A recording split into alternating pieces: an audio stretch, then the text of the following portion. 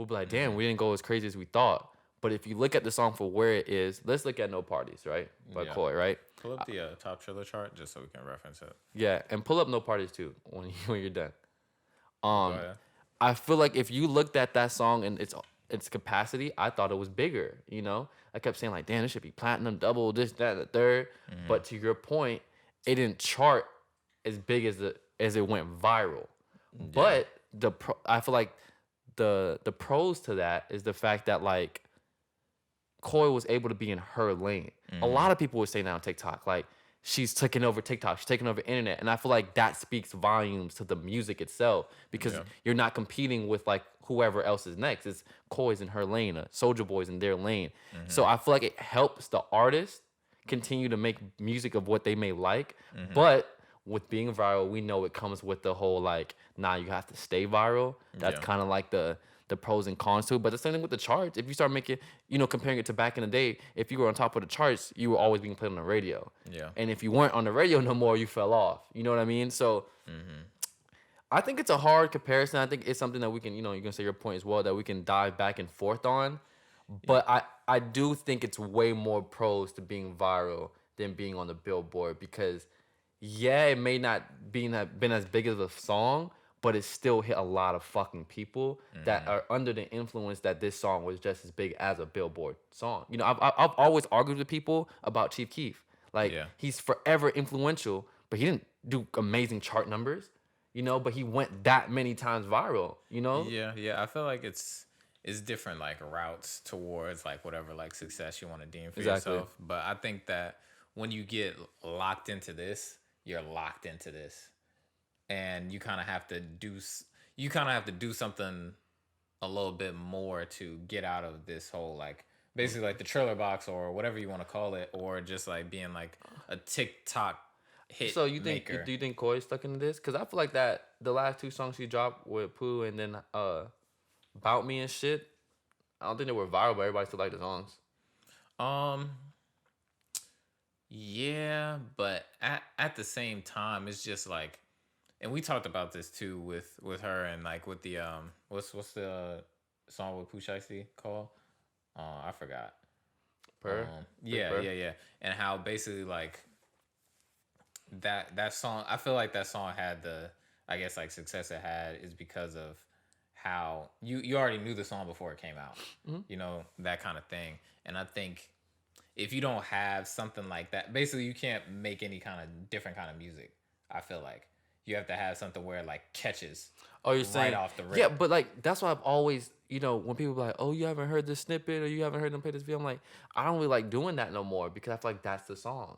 And and that's true, and that's what I'm saying. Like, but that was all you can't get out of that. That was all. Yeah, you can. Uzi done that. Uzi had snippets for forever, and those were the exact same songs. Money Long was the exact same snippet that he played for the whole song. Oh no, yeah, you're right. But I'm just saying, like if we're thinking about like, what am I trying to say here? Oh, okay, so Uzi is like before like you get to like TikTok and stuff. I feel like if Uzi was doing that now with how TikTok is, his career might be a little bit different. I hear you. Because he would be locked into kind of like a TikTok type of thing. The reason why I'm just so against it, not just because it's Koi, but it's just for the fact that, like, I think we've already seen artists' music that goes TikTok viral and they don't be looked at less. I mean, Polo G's went TikTok viral several times. Yeah, but did he start by going TikTok viral? So okay, that's where we're drawing the line. You think Koi's start is TikTok viral? Yeah, kind of. Okay, yeah, nah. I that's one I disagree with because she was already big before that. If okay, yeah, to me that's not fair. So then when we talked about last episode with the Olivias and all that, to me that's TikTok viral, where no one even knew who you were, but you popped off. I get what you're saying. Killer Roy, that's TikTok viral. You know what I mean? I feel like with Koi is like people already knew something was there. You may not have kept up with her 24/7, but you knew she was talented. Yeah, you feel me? So now it's it's up to her for her to, in a way, prove that what she can do is what she can do. I guess for her, and you're right about that, but I guess like for her, when I think about like saying like she started TikTok viral, like, that might not be the right way to say it, but I feel like she's definitely like doubled down on being like a TikTok viral, making TikTok viral type of music. Would you say that's like wrong? Or like really like going I feel like I'm biased. I just feel like I'm biased because like even the music about, fuck being biased, just look at it for what she did. She dropped How About Me because of how, oh, not how about me, but just about me in general, because everybody kept talking about her father's situation, you know? So do y'all know anything about me? And that wasn't for TikTok. She just made a song. But it's because no parties blew up on TikTok. And now she's viewed like that. I don't think that's fair for any artist. Because it's not like, it's different. Like, if you can tell me if I'm wrong, the Kid Laroi song, Addison Rae, that was a TikTok girl. I need a bad bitch, Addison Rae. That was made for TikTok. Yeah. No Parties in LA was just made. I mean, No Parties in LA, my fault. No Parties was just made. You know what I mean? And TikTok picked that up. I feel like that's completely different. Now, I would agree with you. If Corey drops an album that sounds more like No Parties or something, then yeah, you can, yeah. But I don't think Big Purr or How About, was TikTok influence. I don't think so. Maybe not influence, but I guess what I'm saying is I feel like she fed into it a little bit more, and now I feel like it's So kind give me a of gonna comparison. lock her into it. Give me someone else. I mean, if I'm gonna look at like, this might be a bad comparison, I don't know, but if I'm thinking about like Soulja Boy now, like where he's at, and the Make Clap song, and I feel like that fed into TikTok, and it's a bad comparison because we don't know what's coming after that. But if what comes after that is more, feeding into TikTok, I do think this is a bad comparison because I feel like Soulja Boy would have she made Clap in general. I mean, She Got a Dunk. It's just a different beat. So I do think that's a bad comparison. She Make It Clap to me was the most original song of artists has done to themselves. Speaking on the longevity of Soulja Boy, because I feel like he would have made that song regardless. Like literally regardless.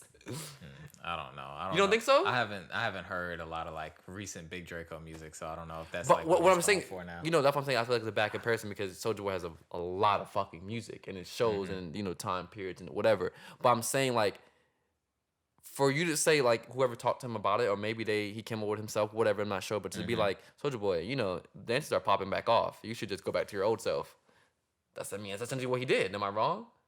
Dances are a thing again. He helped that be a thing to begin with. Like, I don't feel like that's fair to say that he's tapping into TikTok. If anything, TikTok tapped into him. Don't let him hear that. Don't let him hear that.